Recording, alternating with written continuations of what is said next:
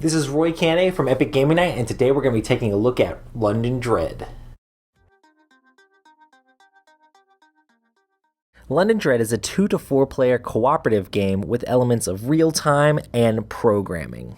Each player will take one of the 6 different characters, their 6 personality cards, a virtue token, and an item to start the game. Each character has different abilities and personality cards that reflect on their character's strengths. Then players take their action clocks and action tokens. This will help them program their movement around the board during the game. For setting up all the Dread cards, each player starts on the west side of London and you're ready to start the game. Depending on the scenario, you'll have different antagonist and plot cards that go along with the story.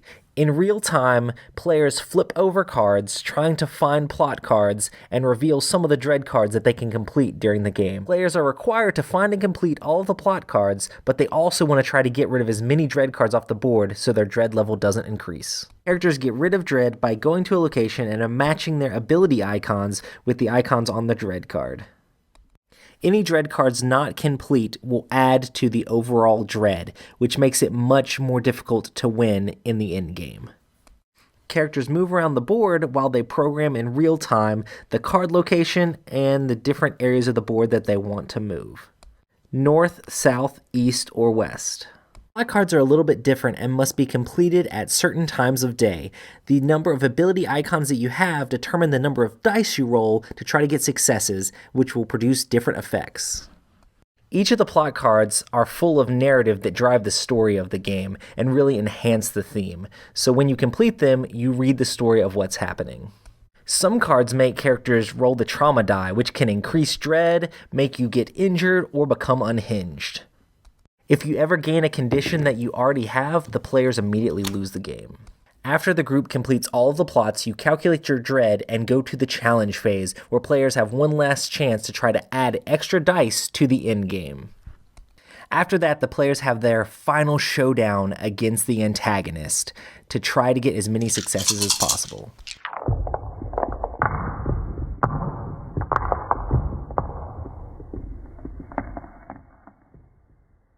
If the characters got enough successes to overcome the amount of Dread that they accumulated, then they win the game. If not, you lose and should try the scenario again. London Dread is definitely a crazy exciting game, as you have 10 minutes to run around and try to get everything done as a team. You're flipping up the cards, trying to figure out where the plots are, where you need to go at the different times of day, trying to make sure your program's there and you have the right things and you're going in the right place.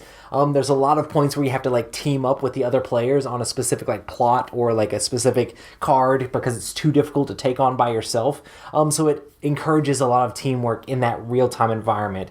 Then after the time's up, you go through all of your actions and see how well you guys did and try to figure out, oh man, I need to use this item to make sure to finish this off, or hey, I need to use some of my cards here to try to take that thing out. It's very interesting how the entire game ends on just a die roll. The entire game is set up about minimizing Dread and trying to get as many dice you can for that end game and roll the dice. Some people might not be super excited about the entire game hinges on dice that you only have 2 sides that are successes and you roll those and you're just hoping to get that. So it might feel like a lot of that's down to luck, but it's all about the rest of the game trying to mitigate that luck and make that luck bend towards your favor. I definitely think it's super exciting. If you're not a fan of real-time games or games where you have high stress stuff going on, then you might not like this game. The story in the game is pretty awesome. Every single one of those plot cards has a ton of text on it that you can read through, and it's definitely